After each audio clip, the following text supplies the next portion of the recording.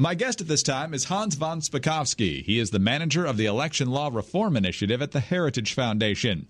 Hans served on President Trump's Advisory Commission on Election Integrity, and he's the co-author of Who's Counting? How Fraudsters and Bureaucrats Put Your Vote at Risk. And we want to get his thoughts today on a story of significant vote fraud coming out of the state of Texas that emanates from the 2016 primaries for the presidential election. And Hans, thanks so much for being with us. Sure. Thanks for having me. Well, I could describe it, but instead I'm going to have CBS Channel 5 local Dallas affiliate reporter Jason Allen explain what happened here with a couple of different clips as we get started. This all relates to the presidential primary campaign. So this took place in March of 2016. While voters were picking presidential candidates at the polls in 2016, ballots sent in by mail in Tarrant County had what investigators now believe were fraudulent signatures and information. It doesn't match up. This was an accepted ballot. Political consultant Aaron Harris found a paper trail that he handed over to state investigators that helped lead to nearly 30 felony counts against 4 women.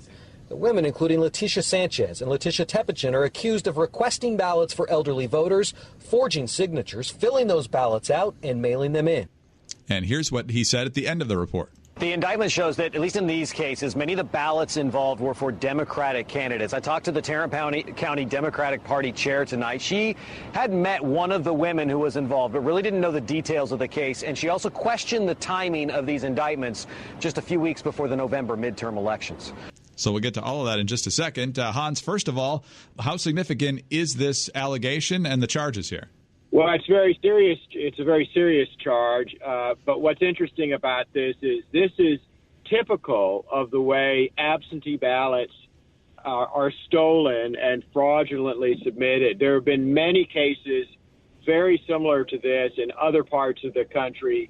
And so it's no surprise to me that we're finding this going on in Texas also. And many of those cases are outlined in the voter fraud database that the Heritage Foundation has been maintaining for the last 3 years.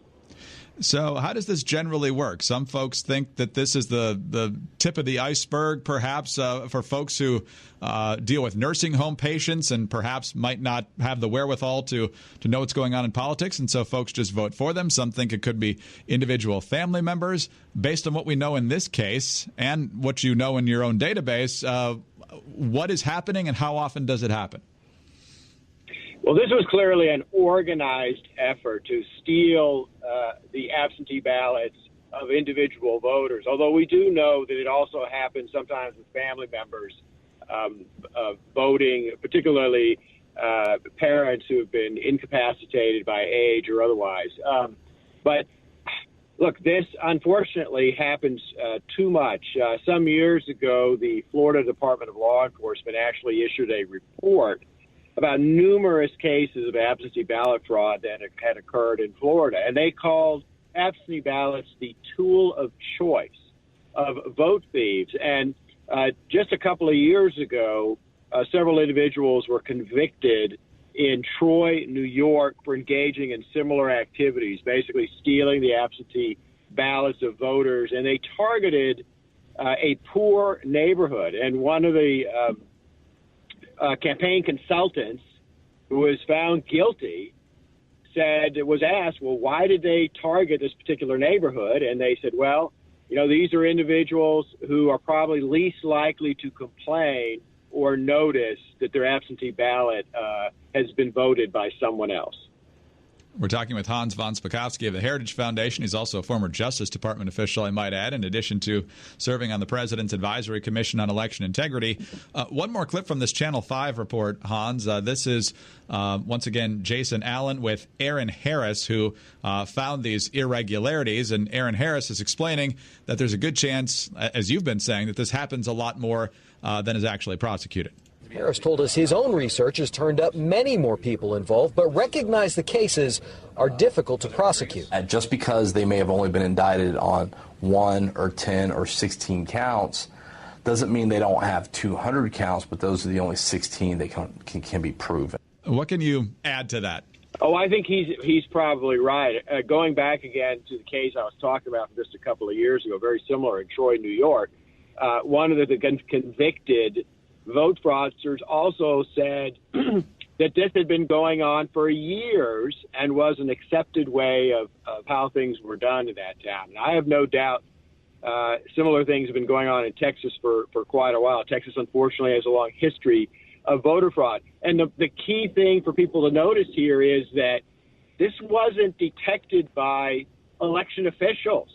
They didn't know this fraud had occurred. It was only a particular political consultant who was concerned about the election and who started looking closely at the absentee ballots to see if there was a problem.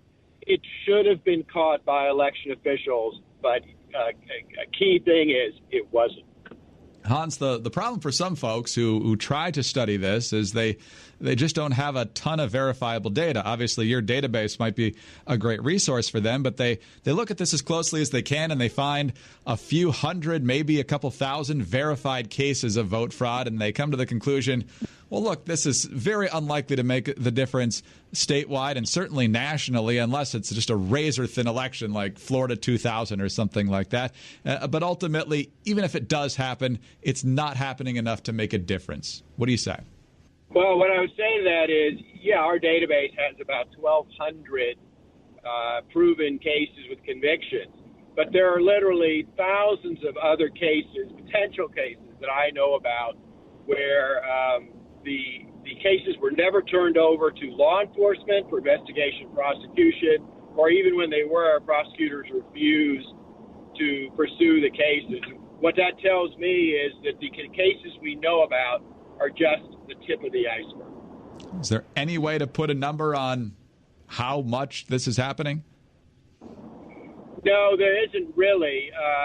The President's Advisory Commission on Election Integrity, the one that Donald Trump appointed last year, we were actually going to try to see if we could quantify and see how much of a problem there was. But as you know, the commission was dissolved and wasn't able to complete its work. Why? Because many of the states refused to give us the data that would have allowed us to research the problem and figure out just how big a problem it is. One of the clips that we heard earlier, Hans, suggested that this was a scheme in Texas to support Democratic candidates, and obviously it could be happening on both sides of the aisle. Based on the work you've done in your database, does it tend to happen more on one side or the other, or does it branch out pretty much split between the two parties?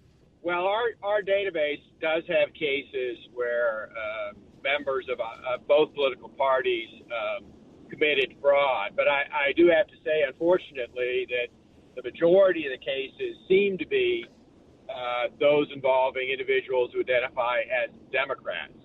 Sure, there are plenty of Republicans who have also been convicted of engaging fraud, but unfortunately, most of the cases seem to be Democrats.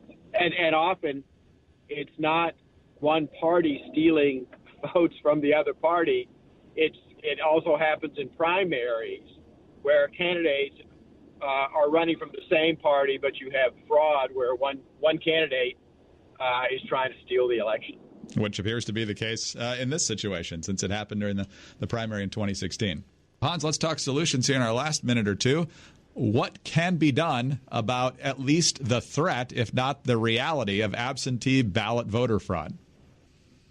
Well, one of the things that needs to be done is to require voter ID in the same way that many states now require you to show a government-issued photo ID when you go vote in person. The same thing needs to happen with absentee ballots. There are a number of states that do that require you to send a photocopy of your absentee ballot in with your photo ID with the absentee ballot, and that is a real good idea. That's one of the ways to prevent this from happening. We'll be watching. A couple of weeks till midterm election day, a very important one. Hans, thanks very much for your time today. We appreciate it. Sure. Thanks for having me. Hans von Spakovsky is the manager of the Election Law Reform Initiative at the Heritage Foundation. He served on President Trump's Advisory Commission on Election Integrity, and he's the co-author of Who's Counting? How Fraudsters and Bureaucrats Put Your Vote at Risk. I'm Greg Columbus reporting for Radio America.